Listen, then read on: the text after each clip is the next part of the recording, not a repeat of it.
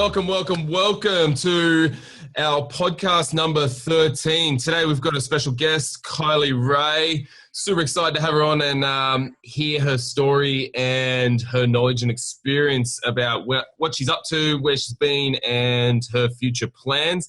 But Kylie's come from a corporate background of being a bank manager and owning a coffee shop to then becoming an assistant principal, which is pretty exciting. Complete change of atmosphere there. And then become a life coach, right? So, which is what we're all about, working with the mind, behaviors, habits, emotions, everything we do on a daily basis. And Kylie's managed to bring all these worlds into one, which is exciting. So welcome, Kylie. Thank you for joining me today. You're welcome. Happy to be here. Oh, appreciate it. So I guess let's start with a little bit more of your background. Like, where have you come from to bring you to where you are right now? Well, as you said, I've had a few different careers. So I was a bank manager, owned a coffee shop, had some children, decided that I'd go into a career that I thought would be family friendly. So became a teacher. And right from my second year of teaching, my principal at the time said to me, "Where do you want to be in 5 years?" And I probably knew that I didn't want to stay in the classroom for the rest of my career, although I love working with children. I just knew I'd want more. So I started to seek out more study, did some postgrads, did some certificates, finally did my master's in educational leadership, and became an assistant principal. So I've been doing that for 4 years. And along that, there's also a personal growth journey. And so I've always sought out learning for myself. And I did a lot of that in my master's because there was a lot of self-reflective component in that, which was really good. I think you need to know yourself to be able to lead people. So that wanted me to seek more. And I then became a life coach, did some training in life coaching and enjoyed that. Also realized that there wasn't enough there. I needed some more. And I suppose I had met you along that journey. Hey, it's a good thing. Yeah, it was a good thing.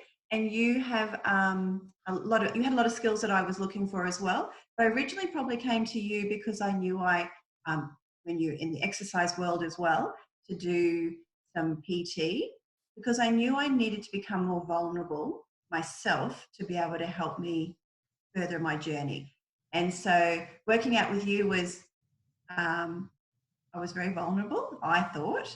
And I also knew that you had some skills to be able to support me emotionally and psychologically and unconsciously and consciously. So that's where I started. And then when you told me what you did, that's when I started to do I knew I had heard about NLP, knew how powerful that could be. Then also the timeline therapy and the hypnotherapy comes as a package. So that's why I did some training with you and Todd, because I knew I needed more as a coach to be able to help my clients, because the coaching I was doing was great educationally, but there's that unconscious level to get to. So I needed to do that. And then because I'm still an assistant principal, I work with people all day, every day. My job is people-based. So I needed some more skills to support the staff and the students and the parents at school. So that's how you say they all came together. So I use it both in my personal life, in my career working life, and in my life coaching life. Wow, that's awesome. So I guess that's a fair bit to take on over the years. What sort of challenges were you facing coming from the corporate world to then moving into the school and life coaching world? What sort of challenges were you facing going through those sort of changes? Well, as I said, there was personal challenges. So you need to be the best version of yourself and to believe in yourself. So probably that's where I was starting. I wanted to know about me, and to find out about me, you work in relationships with other people that you find out about yourself. So the people I was working with in the school world, it was very evolving. I didn't just all of a sudden get there type thing. I learned about me, how to interact with other people, but I did realize that I went into leadership that I needed more skills about how people behave, why do they behave the way they do, what's the best way to get the best out of them, so that it's a win-win-win, win for me, win for them, win for the greater good type thing. So it was always very much about, I wanted to understand people, and we all love people watching, and I suppose got a few more skills up your sleeve and understand why people behave the way they do, and then what can I do to help them be the best version of them and to get the most out of it for all of us. Because even with education, I bring it back always to the child. It's about the child. What can I get out of it for the child? They're at the centre. So sometimes we're going to have challenges with both parents and with staff because emotions get involved. Well, how can I keep us all at a calm way to get the outcome that we want for the child? So if you've got a few strategies and up your sleeve, everybody wins. Yeah, that's awesome. So you mentioned that you're trying to improve the child's life, right? So what are the challenges you're facing between children and the parents? Is there any there, or even take it one step further, between the staff? So you've got your staff, your children, then the parents. Like, there's three different elements there that you're playing with. And obviously, I come from a broken family that, having two different ways or structures to raise a child creates, a lot of tension. There's a lot of different things going on. How did you overcome those, and what sort of challenges are you facing at the moment with it? Good question. So where I'll start with, let's just start with the children. Good spot. Yeah, I suppose I've learned some more strategies now to support them. So I can give you a couple of examples. Yep. Just little things like one of the best ways and quickest ways to change a state is through movement. So just knowing that one little snippet has helped me with kids. So when kids come to my office because they're having some challenges in the classroom, often I won't just sit down and have a chat to them. It'll be, let's go walk and chat, because they're moving. So they're moving to change their state. I've been in the playground, you've got little ones kind of sitting in the corner, what looks like sulking because they're sad because their friends won't let them join in or whatever. And I've used the strategy of, do you know how to do a cartwheel? And they'll go, yeah. I said, well, can you show me? Yeah. So they get up and they do cartwheels, and you see their state change very quickly because they're moving. So just that one little snip's been able to help. I have teachers who will come to me and say that the cohort that they're working with, the children are struggling with friendships. And so I've gone into classrooms and actually done lessons with kids, friendships. And so what I mostly talk about is the power of their language. And I look at words like try and but and why me and things like that. And so I teach them about how powerful their language is and the energetic level of their language. And then I also ask them the question, who do you speak to the most? And I've done this with children from grade 2 up to grade 6. And the answer I'm looking for is yourself. So we're looking at your self-talk to help them with their internal dialogue, which then helps them with their external dialogue, and then give them some tips and tricks on how to be the best friend. So we write a quality. So what would be the qualities of your best friend, what you would want in a best friend? And they love it, and they write all that down. And then, okay, well then what in that list could you be more of, so that you can look for that in your friends as well? So there's some things I've done with kids. That's just directly with them. It's awesome. Wow. Language is super powerful though, isn't it? It determines everything that you do. Like, for instance, Todd and I started doing ice baths this year. And I remember the very first day I jumped in, I literally lasted less than 1 minute. And the whole time, and the reason for that was the whole time before leading up to it, I was telling myself, damn, this is going to be so cold. Oh, it's going to be so hard. I can't do this. Maybe I should start later when it's warmer, things like this. But now I've like as of yesterday example, it was sitting at about 3-4 degrees and I lasted well over 10 minutes. So, and the difference is I'm getting excited to jump in because I understand the benefits that are wrapping behind it. But also the language, the self-talk that I'm utilizing while I'm in there directly and before I get in. So it's helping so much with things to, to be able to bear through certain things. But also, as you'd know, being inside my gym as well and training with me, that words like can't and try, they're big no-nos for me, right? Can't's not it adds limitations to your life. It's not a moving forward sort of word to use. And every time you utilize it, it's limiting you to something, right?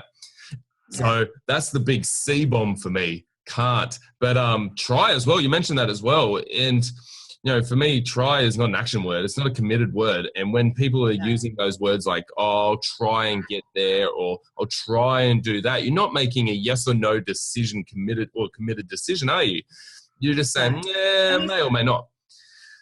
I say that with kids with that homework, take it down to kids level, and I say to them, if you'll say, I'll try and write a better paragraph, I'll try and do my homework. They get it when you talk about it like that. But I was talking today about it, and we actually had made posters at school that said, a mistake is a good thing as long as you try. It was something like that. And the poster was behind me when I was talking to the kids. And one little boy puts his hand up and says, you've just told us not to say try, and it's on the poster behind us. So they want to soak it all up and they want to take it all in. We have to model that. And that's one of the things we've done. And when you talk about language, I did some personal coaching I've done about 30 staff at school. So they've done 10-week lots of coaching with me. And so every week for an hour we meet. I met with 30 of them over the last couple of years. And when we got to the language, we talked about but. And if you think when teachers write report cards, they'll say, Dean's doing very well with 2-digit multiplication, but he's struggling with division. Now, all the parent has seen is the child is struggling with division, but they haven't celebrated that you can do double-digit multiplication. So when I taught that to the staff, they changed how they write the report cards. And now Dean is doing very well double-digit addition, and with the continued practice is improving his division. It's so different. And so that was mind-blowing when I saw the report cards change because of that. So that was wonderful. It's crazy. 3 little letters make such big differences, right? The word but. You were close, although mine always said but he was a distraction in class. Yes. For some reason I struggle to sit still always. I like to be up and active. I've got so much energy. I need to be utilizing it all the time. So yeah, a distraction. Yeah, I got through it and I was really good at it. So. And you want a teacher who will see that as a positive. Imagine if my teachers back then, and they could be utilizing it with kids these days, were noticed that I had a bunch of energy and I wasn't focused well on what was going on by sitting still. But if they got me up and said, hey, let's talk about maths, let's evolve maths into movement. Imagine how quickly I would have picked up the learnings, right? Yeah. And I wouldn't have felt how somebody learns. Yeah, exactly. Utilize what they've got instead of putting them down and labeling them as, oh, this kid's a slow learner or whatever, because Todd and I were both labeled these things when we were younger, ADD, ADHD, blah, blah, blah. Instead, we just had heaps of energy. Yeah. Imagine how different things would have been if they had have worked with us as what our powers or our strengths were and evolve that into our learning style. Yeah. Crazy, right? And so I guess that comes down to you. How have you adjusted? Because, there's that stigma that schools just have the one learning style and they teach all kids the exact same. How are you adapting that with your kids? Yeah. Schools have come a long way and there's a lot of differentiation that happens now. So teachers are always looking for different ways to be able to alter the learning for children. So I would hope that you would, if you were back at school now, you wouldn't experience exactly what you experienced prior. So we are always looking for different ways, and it is, you're individualizing for nearly every child in your class. It's not, let's just teach the pack. So it has changed a lot. Do you think it makes it harder working with individual kids? Very much harder. That's one of the biggest challenges of teachers, is to how do I, because teachers love kids and they want them to learn and they want them to be able to get the best that they can. And when you've got children in their class with lots of energy, with hearing disabilities, with or anxiety, and also extra clever who need to be extended, there could be 15 different ways of teaching the same concept. It's tricky. So how would teachers go about improving that skill, I guess, and making things easier for them? Like what are the sort of things that you put in place, and how are they going about it? We send teachers to go and watch other teachers teach to see how they're doing things. They go to professional learning.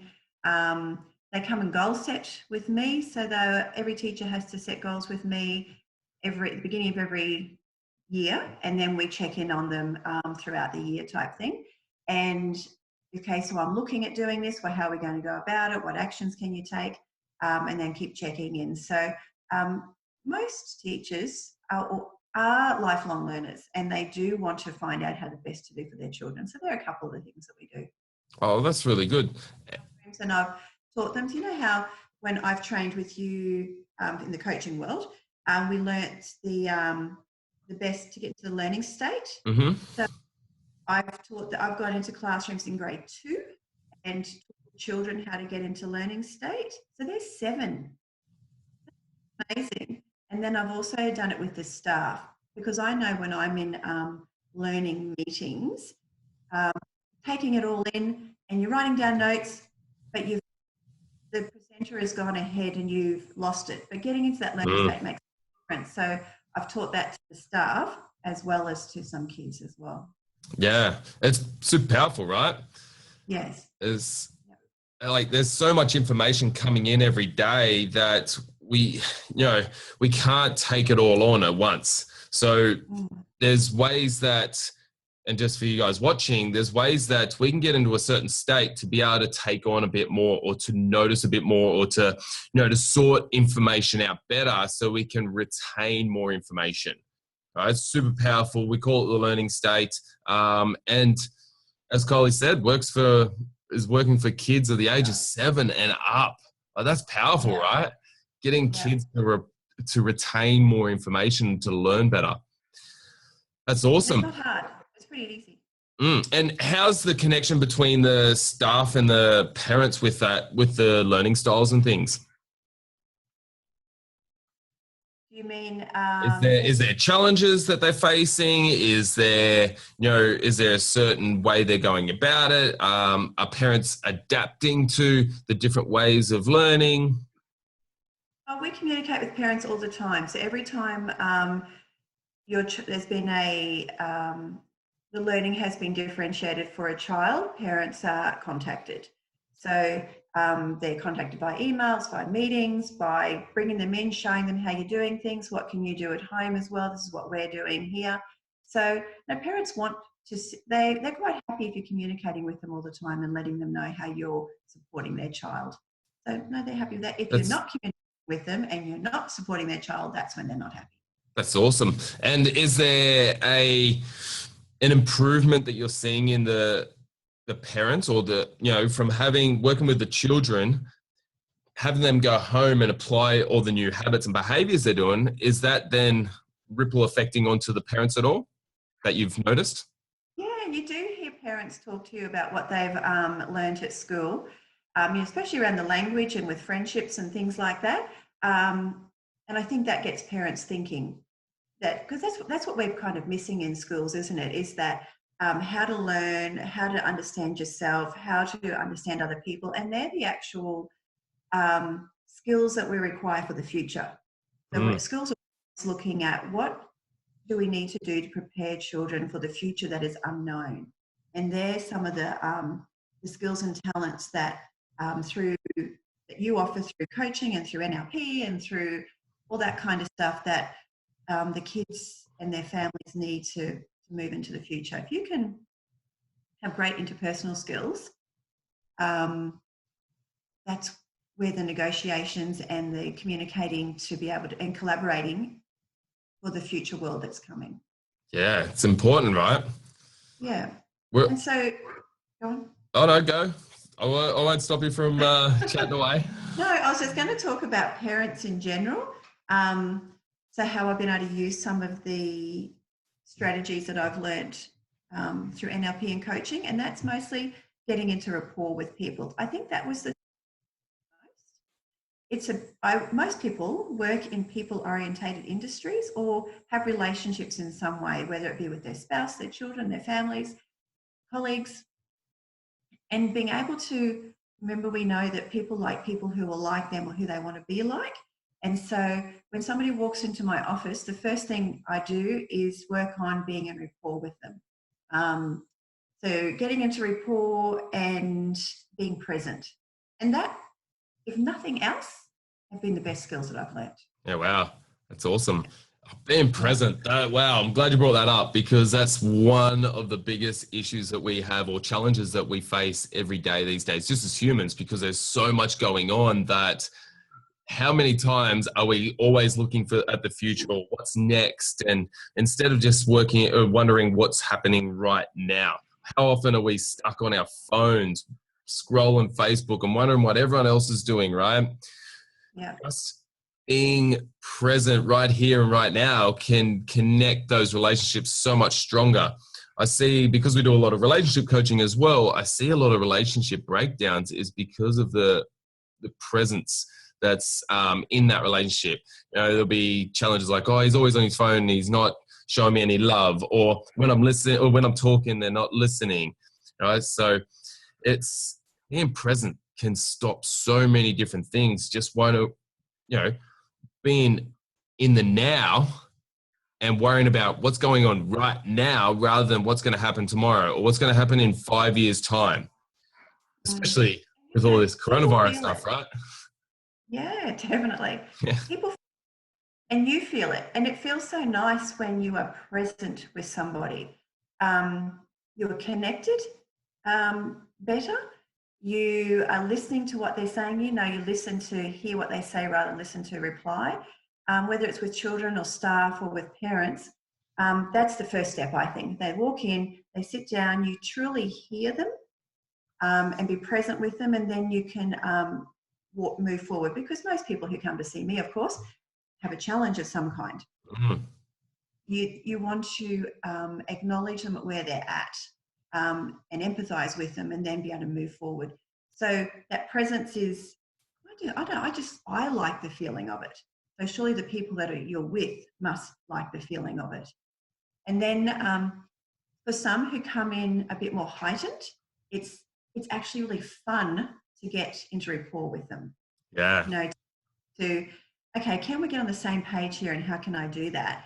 And that's been fun. And I myself will, match and mirror their behaviours and look for where their eyes are going, to see how they're thinking, as also what words they're using, whether they're using, hearing words, visual words, or whatever, to be able to, and not because you're trying to manipulate the system in any way, it's just that you want that person to feel comfortable with you, and then move forward to find a solution to the challenge that they've presented with. And it's fun to do, and it's fun to watch a room where people aren't in rapport with each other. Yeah, most definitely. There's a massive disconnection, isn't it, when people aren't in rapport? And rapport is just, being liked. Or have you ever been in a situation where someone's been there and you can feel that energy where it's negative, and you're like, that person's not going to talk to me. They've got no interest whatsoever. But then you've been in another situation when the connection's been so strong. That's rapport.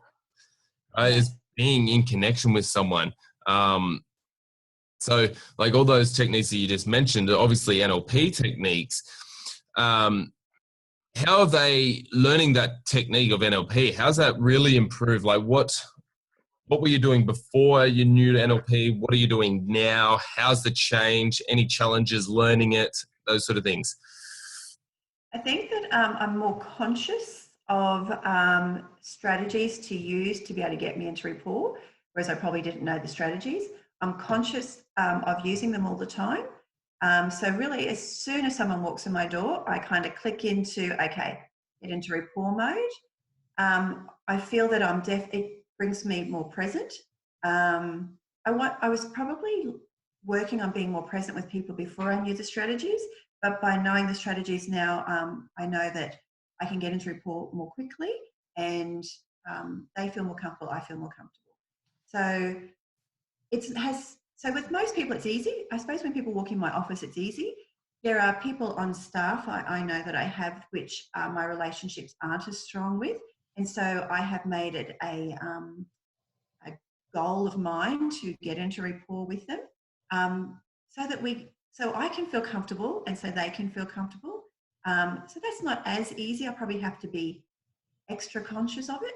Mm-hmm. Okay, I'll say this, I'll do that, I'll behave this way, I'll compliment that way or whatever. But I know it must have worked because I've actually had a particular staff member who was a little bit more, I felt more challenging, actually sit down and open up to me and ask me, how do I fix this relationship with somebody else? And I thought, wow, this person's really bearing their soul to me. And all I really did was just little trinkets, not tricks, trinkets along the way that help them feel more valued and more important so that they can do that. So yeah, I have a lot of people tell me that they feel that I'm very present with them. And in the beginning, I had to consciously work on it, but now I think it's just become part of who I am. Yeah, nice. So on that then, I know there's a lot of people that I come in contact with that just think that life just happens and that's how it is, that I am who I am because that's who I am and that's who I was made to be. So whatever, I'll just go with it. By the sounds of what you're saying is that we can adapt to any situation, and the more we understand and open our mind to what's possible and know that there's programs and strategies and systems that we run internally, and the more you understand that, the better you can influence yourself and influence others, right? Is that correct? Exactly. That's exactly what it is. Mm. You need to, from the beginning we started speaking, it was about understanding me and then understanding how I react with other people and how I interact with other people so that, as I said, win, win, win. But you have to be open to it Mm-hmm. and thinking out different ways, and then you have to practice them. Yeah. And I'm not perfect at everything. Of course, I don't remember them all, but I do remember enough to be able to, I think, make me successful in my job. Yep. So if someone was here listening to you right now, listening to this recording, and they were sitting here thinking, oh, it's easy for her. She's beautiful. She's amazing. She's an assistant principal. She's got all the charisma, the characteristics and everything. How would you respond to that? I reckon I've had to work really hard in a lot of areas. When I say hard, but I wanted to. So it wasn't hard because I wanted to. But like you talked about, you came from a broken family. I came from a broken family. My marriage ended. So I've been on a really big journey to get to where I'm at. But I continually sort out version of me. And so, what are some strategies that can help me? And so, that's probably where I came to with all these places. So, it didn't just come naturally. I had to work really, really hard, but I wanted to feel good and I wanted to be good at what I do. And I wanted to feel whole and not broken. And so, there's a lot of healing that has gone along the way. And I did some work with Todd and with you in the timeline therapy and bits and pieces because that was the stuff that I needed to get to at the unconscious level. So yeah, it doesn't just happen. It is you consciously seek out growth. Mm. I know I love people who seek out answers and want to be the best version of them and want to help themselves. And I suppose if there's any way that I can help other people with that too, I'd like to. You want to kind of give back. But yeah, there's a lot of work that happens to get there.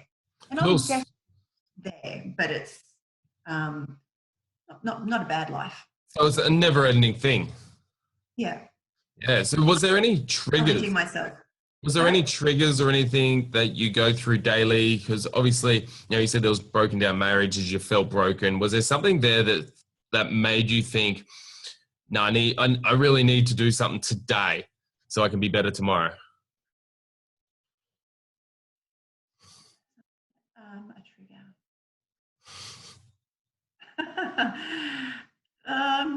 No, I think as I've journeyed through singledom. Singledom, nice word. If a relationship didn't quite work out, you question yourself again. What is wrong with me? You ask yourself those kinds of questions. And so I want to be responsible for that. So I would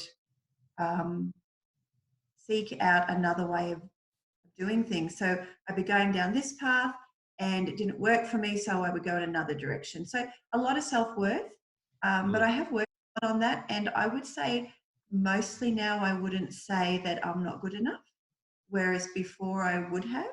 Mm-hmm. Even when people might say, yes, she's beautiful and she's got this happening, she's got that happening, doesn't always... It doesn't always... That's not what I always think, but I have worked on that a lot. I think you have to love yourself before other people can love you. And I don't have it down packed by all means. I can still fall back into that, but I know how to get out of it. And I think that's the trick, is that you're allowed to slip, but always get back up. And I probably slip less than I used to. So good. It's a conditioning thing, right? Like we're human. There's always going to be challenges thrown at us all the way through life. And you were saying there before that about how you're questioning yourself. This is where the power of language comes in, right? So the questions you ask yourself is going to determine what answers you get, and the quality of those questions is going to determine the quality of your answers. So I always say the better your questions, the better your answers, right?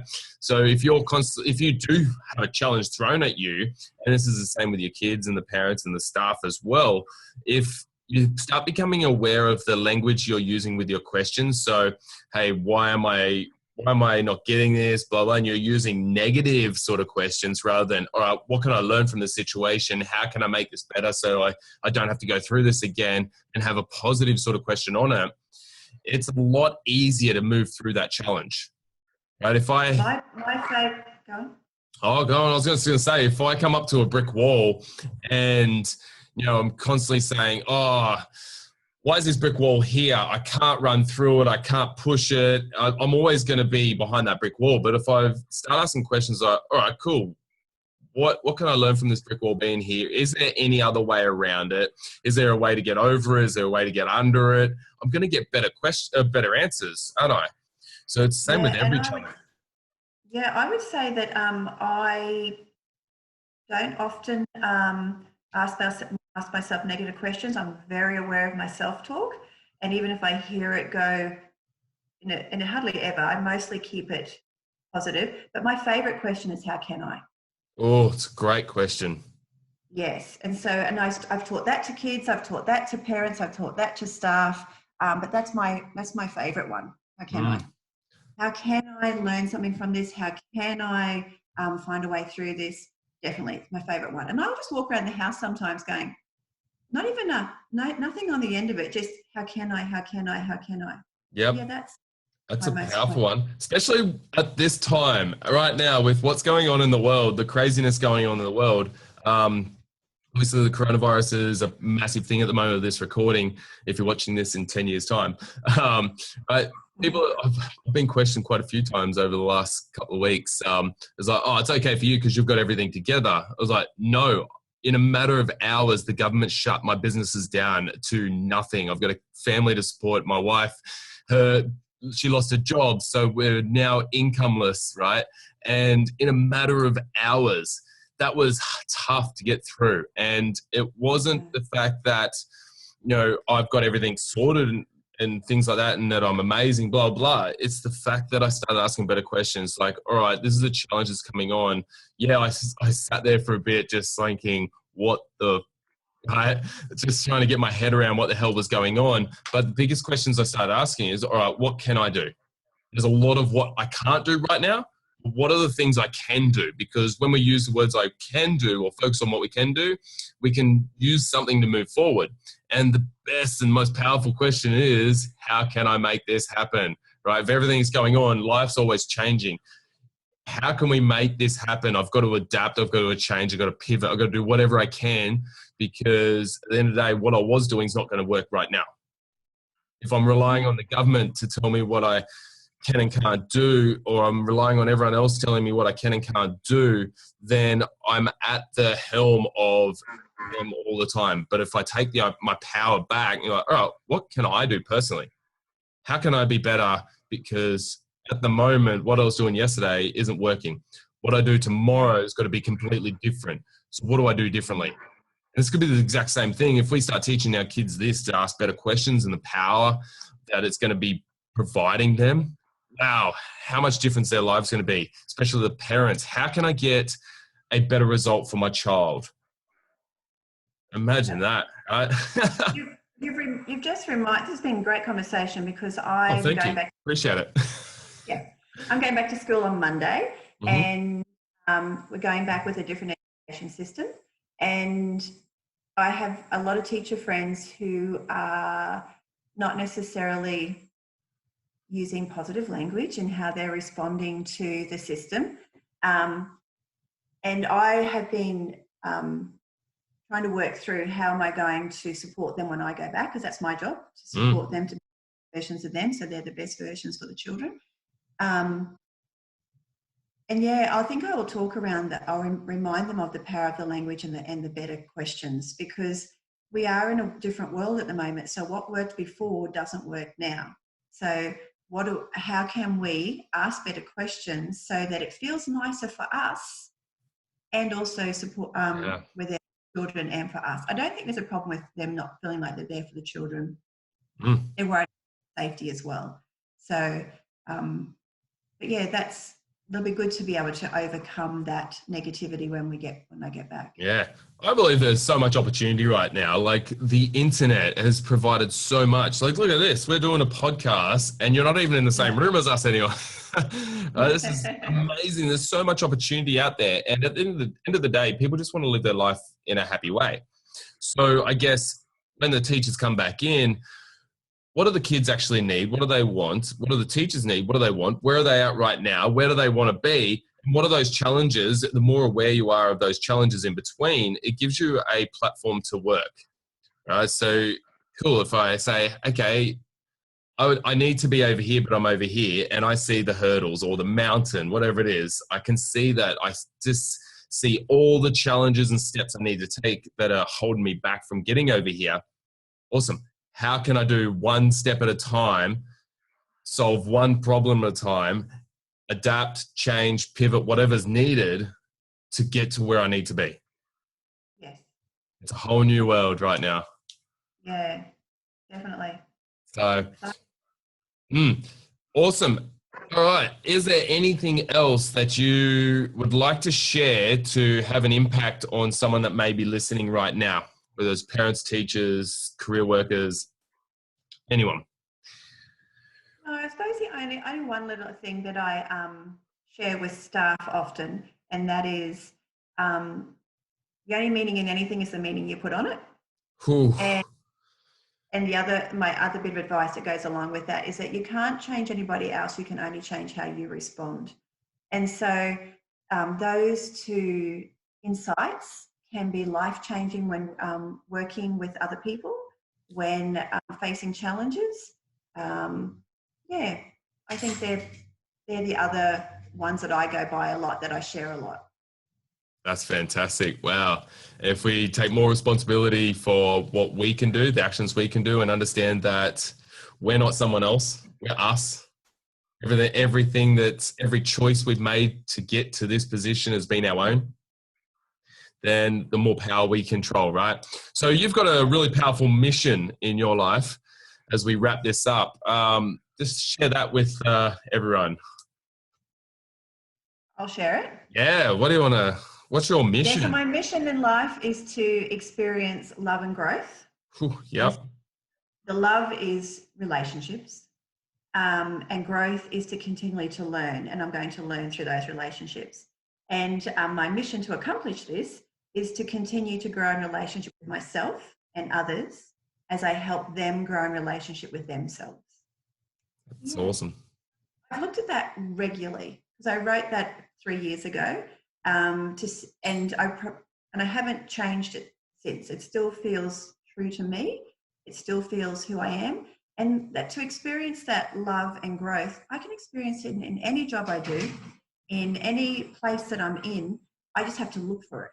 So, I can only get love in an intimate relationship. I can't only get love with children. I can get it in so many different ways.